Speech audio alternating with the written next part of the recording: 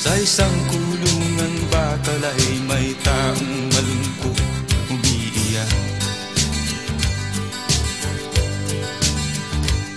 Ang tanong niya sa sarili ay kailan magigising na ng liwanag. Malayo ang iniisip at nakakuyong yaring mga palad. Bakit daw siya nagdurusa sa kasalanang di niya ginawa?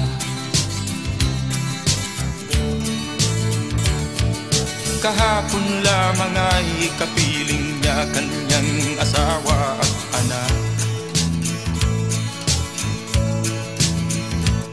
Namumuhay nagtahimik sa isang munting tahanang may tuwa. Ang kaligayahan ay pinutol ng isang paratang sa kanya. Siya daw ang may sala sa isang krimen na di naman niya ginawa.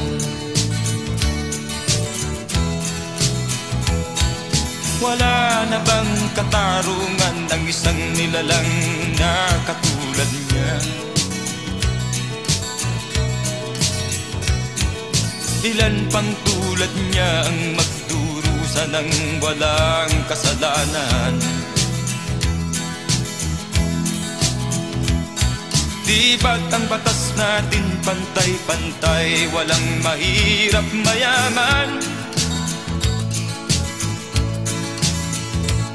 Bakit marami ang nagdurusang mga walang kasalanan? Mga ilang araw na lamang haharapin na niya ang bitayan.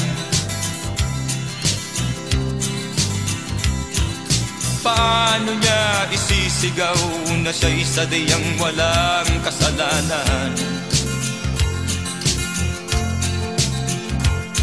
Tanging ang Diyos lamang ang siyang saksi at siyang nakakaalam.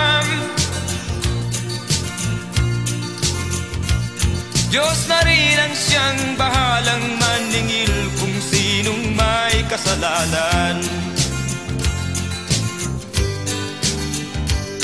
Dumating na ang araw, haharapin na niya kanyang kamatayan. Sa isang upuang bakal na kay dami ng buhay na inutang.